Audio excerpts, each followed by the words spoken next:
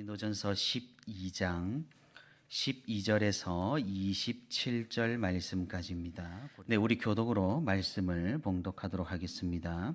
몸은 하나인데 많은 지체가 있고 몸의 지체가 많으나 한 몸임과 같이 그리스도도 그러하니라. 우리가 유대인이나 헬라인이나 종이나 자유인이나 다 한 성령으로 세례를 받아 한 몸이 되었고 또 다 한 성령을 마시게 하셨느니라. 몸은 한 지체뿐만 아니요 여럿이니 만일 발이 이르되 나는 손이 아니니 몸에 붙지 아니하였다 할지라도 이로써 몸에 붙지 아니한 것이 아니요 또 귀가 이르되 나는 눈이 아니니 몸에 붙지 아니하였다 할지라도 이로써 몸에 붙지 아니한 것이 아니니 만일 온 몸이 눈이면 듣는 곳은 어디며 온 몸이 듣는 곳이면 냄새 맡는 곳은 어디냐. 그러나 이제 하나님이 그 원하시는 대로 지체를 각각 몸에 두셨으니 만일 다 한 지체뿐이면 몸은 어디냐. 이제 지체는 많으나 몸은 하나라. 눈이 손더러 내가 너를 쓸 데가 없다 하거나 또한 머리가 발더러 내가 너를 쓸 데가 없다 하지 못하리라. 그뿐 아니라 더 약하게 보이는 몸의 지체가 도리어 요긴하고 우리가 몸에 덜 귀히 여기는 그것들을 더욱 귀한 것들로 입혀주며 우리의 아름답지 못한 지체는 더욱 아름다운 것을 얻느니라. 그런즉 우리의 아름다운 지체는 그럴 필요가 없느니라. 오직 하나님이 몸을 고르게 하여 부족한 지체에게 귀중함을 더하사 몸 가운데서 분쟁이 없고 오직 여러 지체가 서로 같이 돌보게 하셨느니라. 만일 한 지체가 고통을 받으면 모든 지체가 함께 고통을 받고 한 지체가 영광을 얻으면 모든 지체가 함께 즐거워하느니라. 너희는 그리스도의 몸이요 지체의 각 부분이라. 아멘. 네, 오늘도 이렇게 새벽의 시간에 하나님과 동행하기 위해 새벽 기도의 자리에 나온 우리 모든 성도 여러분 진심으로 환영하고 또 축복합니다. 오늘도 함께 말씀 듣는 가운데 말씀 붙들고 기도하는 가운데 하나님의 크신 은혜와 위로가 풍성히 있기를 주님의 이름으로 소망합니다. 성도 여러분들께서 잘 아시다시피 우리가 함께 읽은 이 고린도전서는 사도 바울이 고린도 교회에 보내는 편지입니다.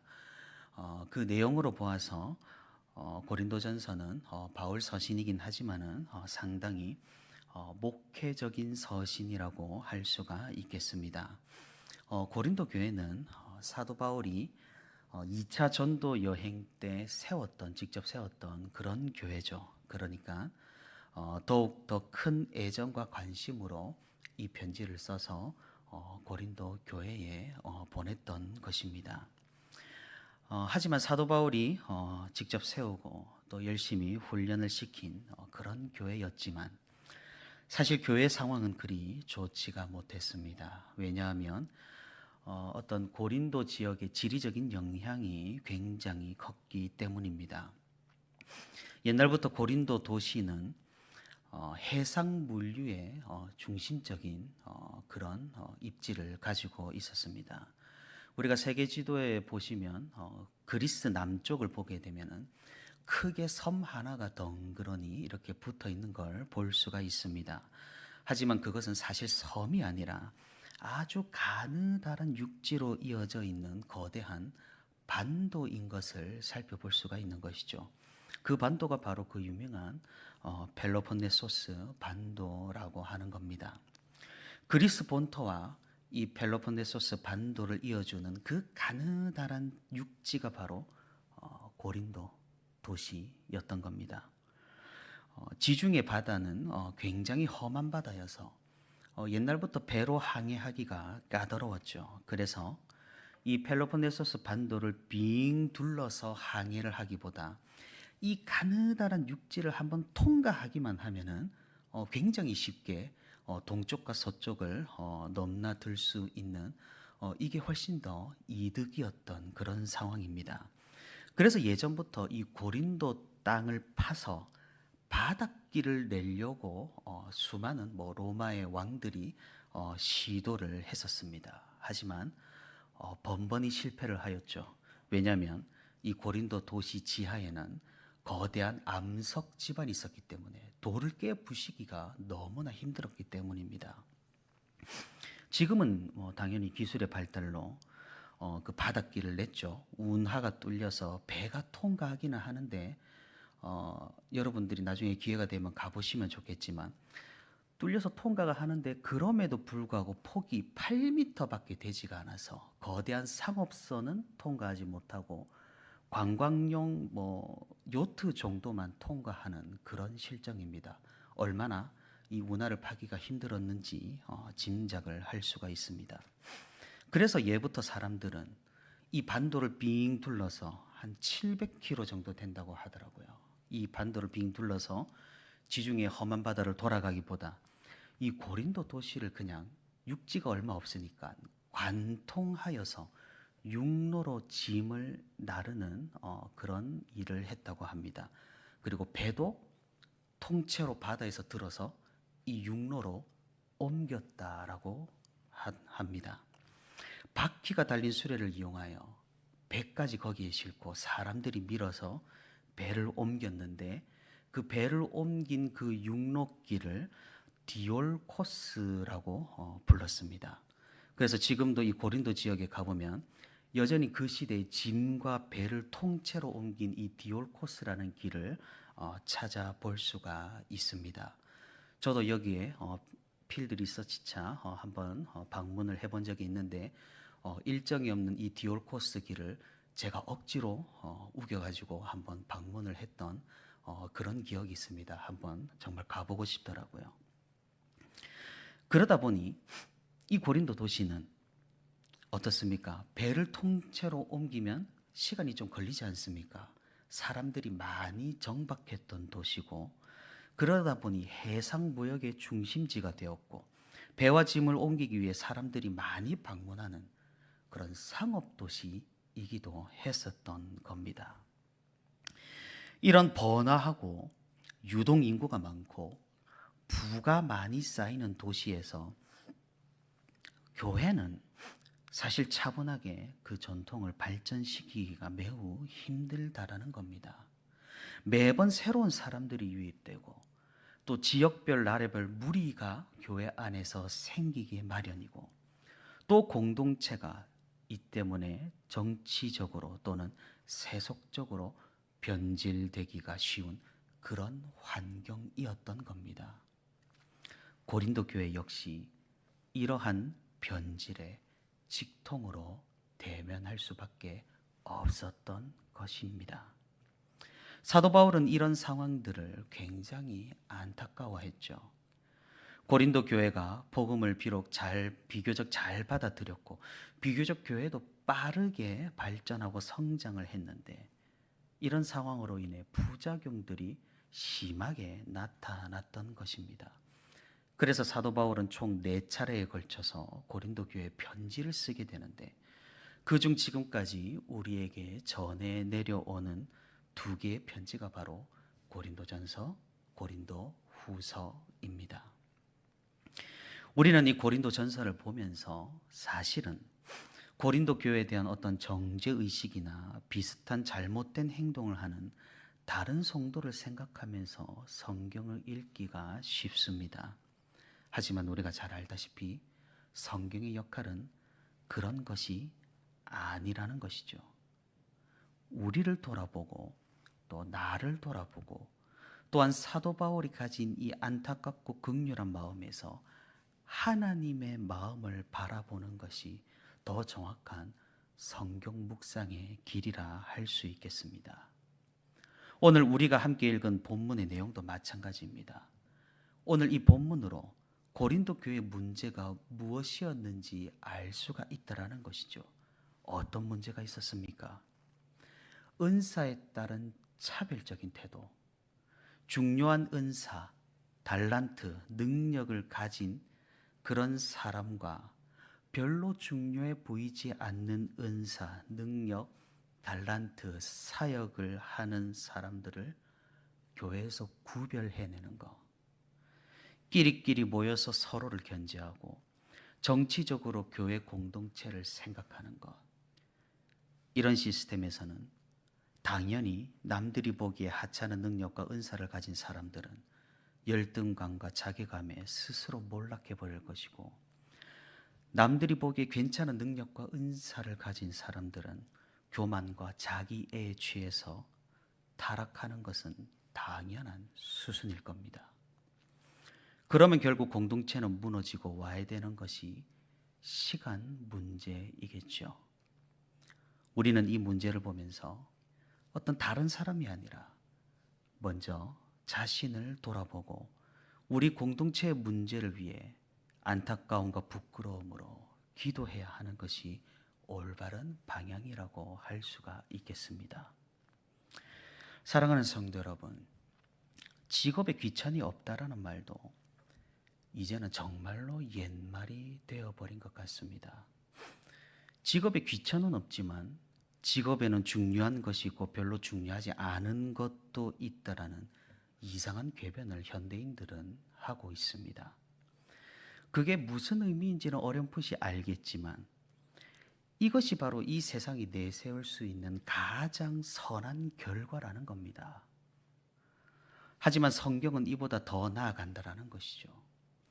하나님께서 교회에 요구하시는 법과 가치관은 세상의 것보다 오히려 더 급진적일 수가 있다라는 말입니다. 얼마 전에 개인 방송을 하면서 광고 수입으로 억대의 돈을 버는 사람이 아침에 지하철역에서 출근하는 사람들을 인터뷰하면서 뒤에서 조롱을 하는 영상이 게시가 되었고, 이것이 사회적으로 좀 문제가 되었습니다. 자신은 이렇게 놀면서 이렇게 영상을 찍으면서 억대의 돈을 벌어들이는데 출근하는 사람들은 이렇게 고생을 해도 겨우겨우 먹고 산다라고, 그렇게 출근하는 사람들을 존경한다라고 인터뷰를 해놓고 뒤에서는 속으로는 출근하는 사람들을 보면서 이 한심하고 불쌍하다고 그런 영상을 찍었습니다. 당연히 엄청난 반발과 사회적인 문제가 되었습니다. 결국 여기에도 무엇이 드러나는 겁니까? 가치관의 문제, 능력주의, 물질주의, 더 나아가 직분주의가 여실없이 드러난다라는 겁니다.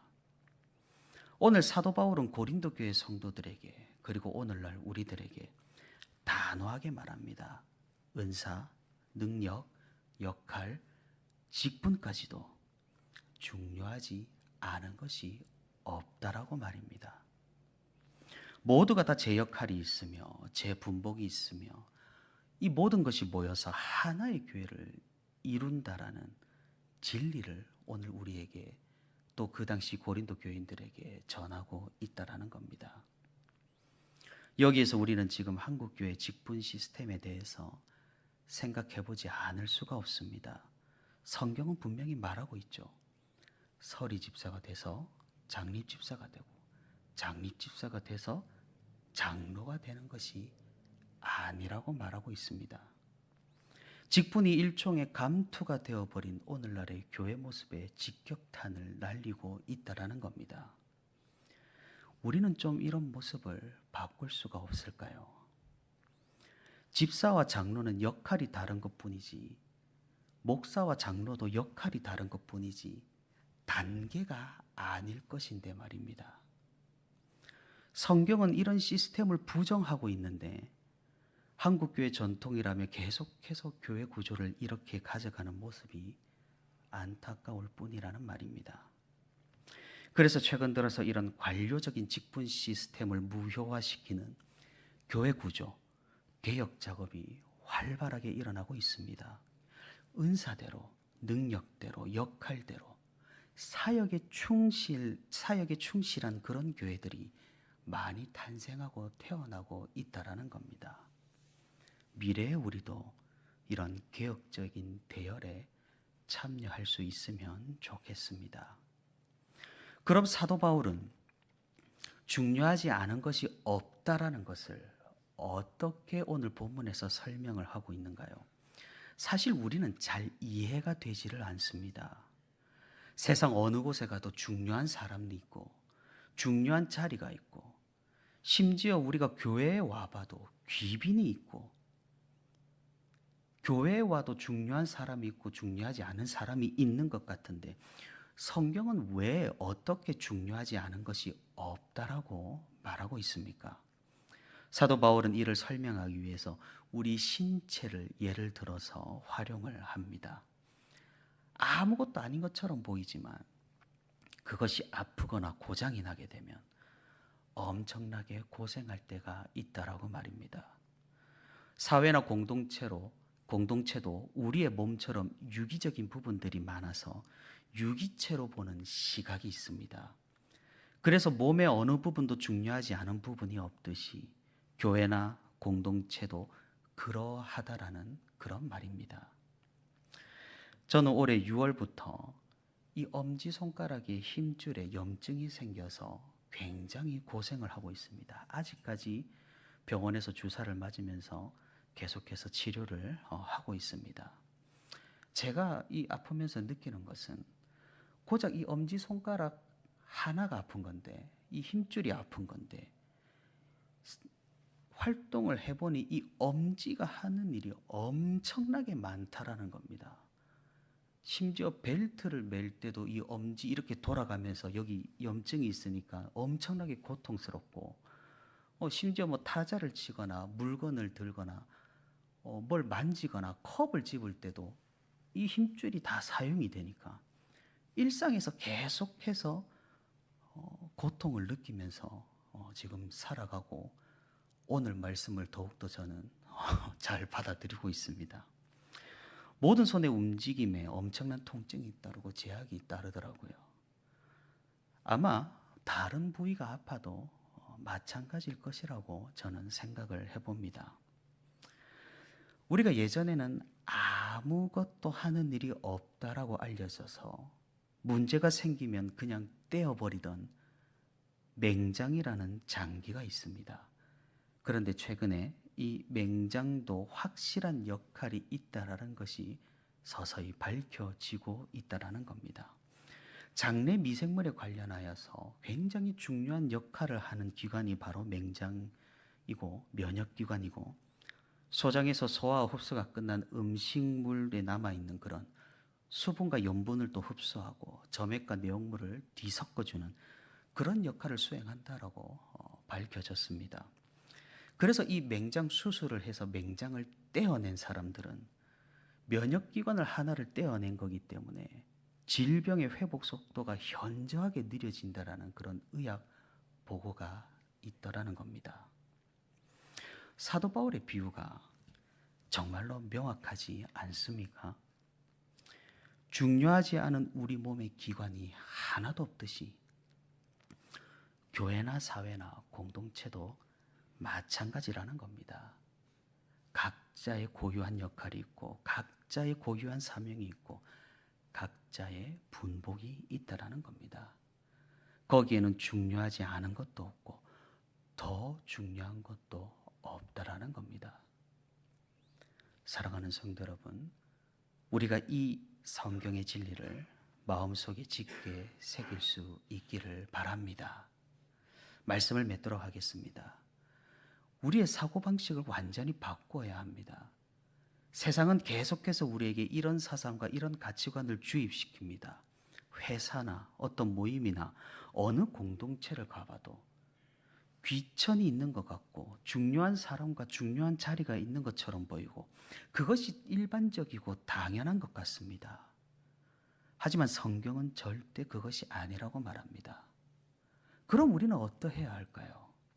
세상과 적당히 타협하면서 교회에서도 귀빈 자리를 마련하고 아무 상관없는 시장이나 시의원을 연설하게 놔두고 교회 안에서도 차별과 정치와 당파 싸움이 일어나게 놔두어야 하겠습니까? 아니면 오늘 이 말씀을 마음에 새기며 하나님 아래 한 성령을 받은 우리가 서로 인정하고 서로 배려하고 서로 위로하며 한 몸이 되어서 한 마음, 한 정서, 한 생각을 가지고 우리가 하나로 살아내야 하겠습니까? 너무나 답이 명확하지 않은가요?